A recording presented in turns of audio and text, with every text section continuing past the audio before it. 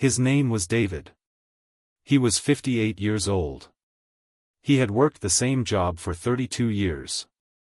He had saved $847,000 for retirement. His financial advisor said he had a sure way to make it grow. David trusted him. In 48 hours, every penny was gone. David worked in accounting for a mid-sized manufacturing company. Not glamorous. Not exciting. But stable. For 32 years, he showed up. He did his job well. He got modest raises. He was good at what he did, but he wasn't ambitious. He was content. The average American in David's position, with 32 years of service, earned $68,000 to $78,000 per year. David made $72,000 a year. That was enough.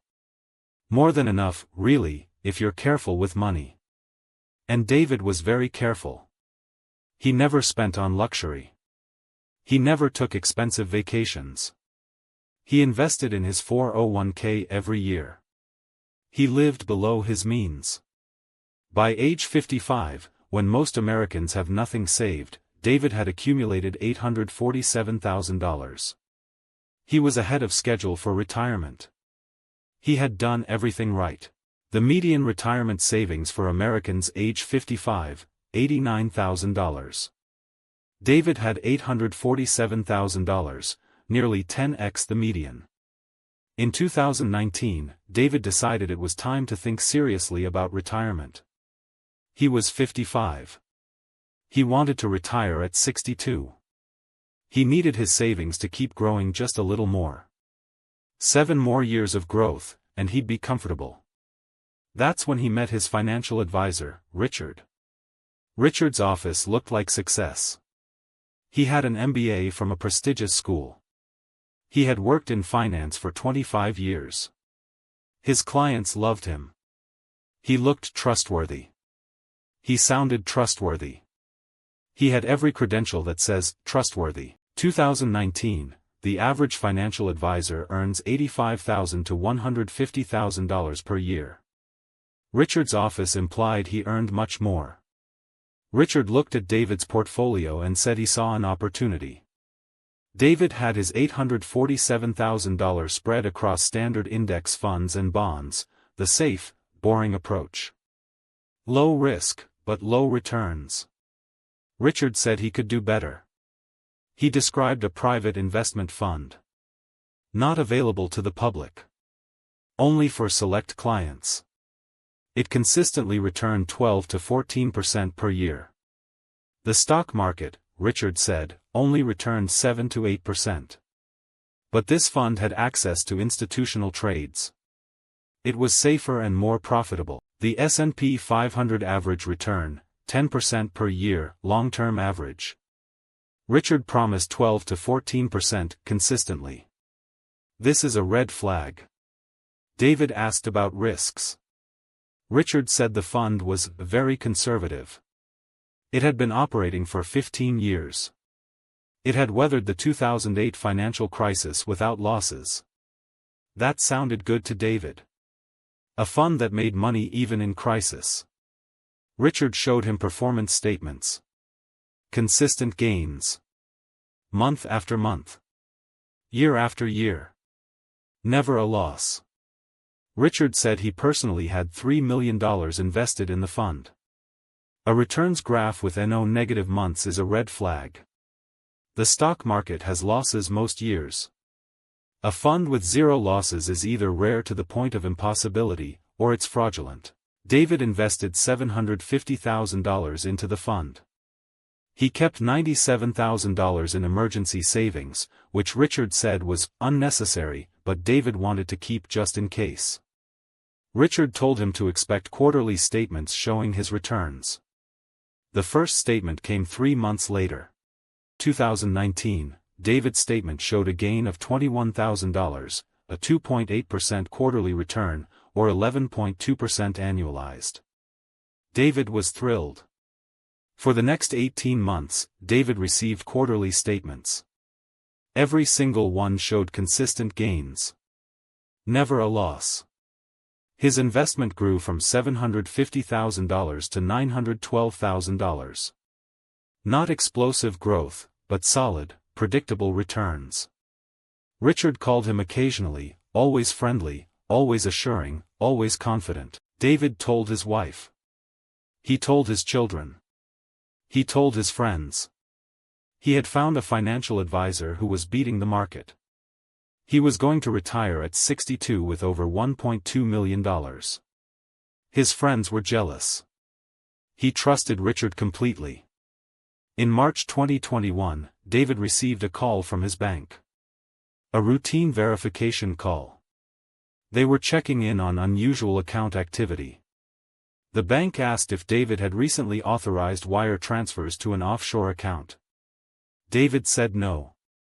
He had never authorized any such thing. The bank said there had been 6 wire transfers over 18 months.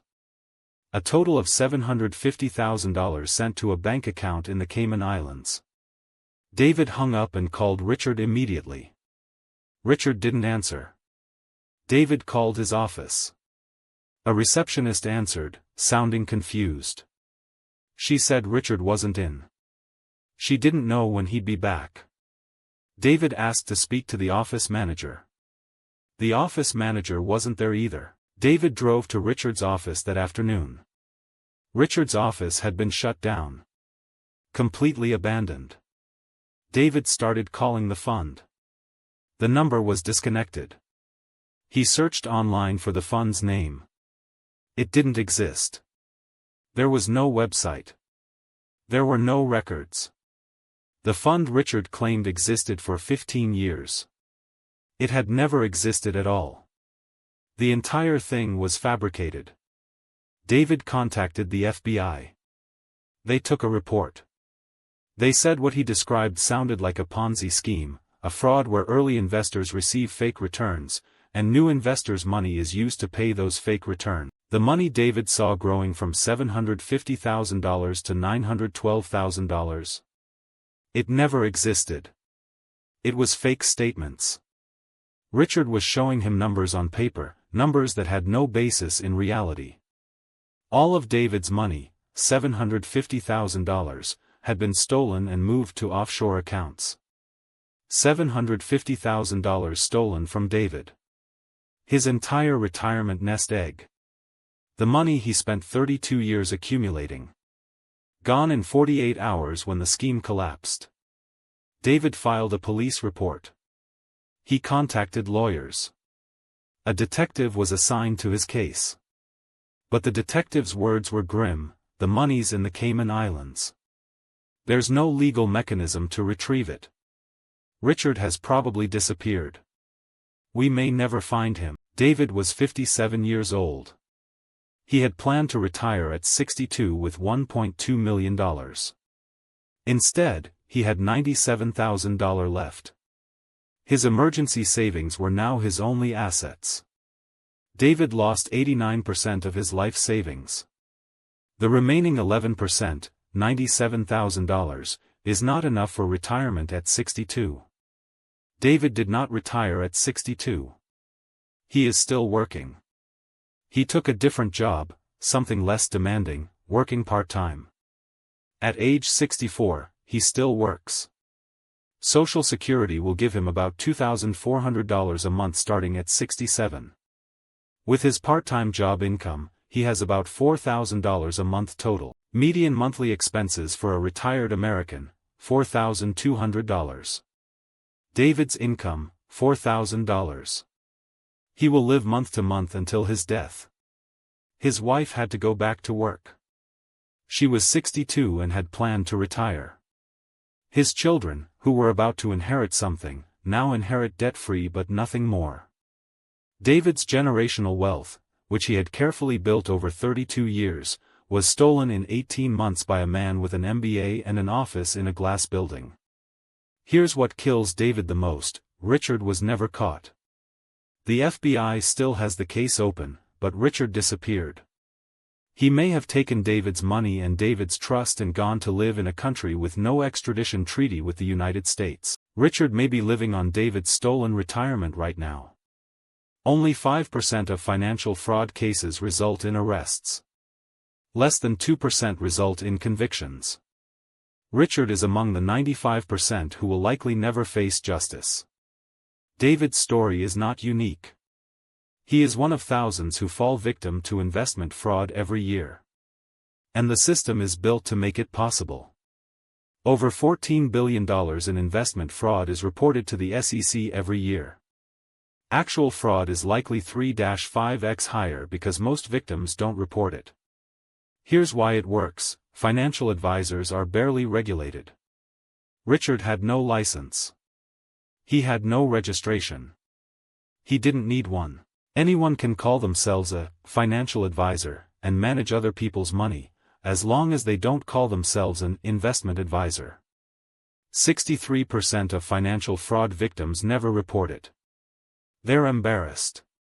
They're ashamed. They think it's their fault for trusting someone. It's not their fault. It's the system's fault. A system that allows unqualified people to manage life savings. A system that rewards convincing people instead of actually making them money. A system that prioritizes profits over protection. David did everything right. He was careful. He saved. He accumulated wealth. And a single conversation with a man with an MBA and a glass office took it all away. Here's how to protect yourself from David's fate. 1. Only trust registered investment advisors, RIAs. Check FINRA BrokerCheck, finra.org/brokercheck. Verify your advisor is registered and has no disciplinary history. If they're not registered, do not give them money, it's that simple. 2. If returns sound too good to be true, they are. The stock market averages 10% per year. If someone promises 12 to 14% consistently with no losses, they're lying. Period. No exceptions. Walk away. 3. Never let an advisor have sole access to your money. Money should be held at a major custodian, Fidelity, Charles Schwab, Vanguard. Your advisor should manage it, not control it. You should receive statements directly from the custodian, not just from the advisor. 4. Demand third-party verification. Ask for statements from the actual bank or brokerage holding your money. If your advisor won't provide this, they're hiding something. It's a massive red flag. 5. Get everything in writing, and read it. Before giving money to anyone, get a written investment plan and fee disclosure. Read it. Understand it. If you don't understand something, ask until you do. If the advisor won't explain it, don't invest. David did everything right for 32 years. One mistake, trusting the wrong person, cost him his retirement. Don't be David. Verify. Question. Demand proof. Get it in writing. Your retirement depends on it.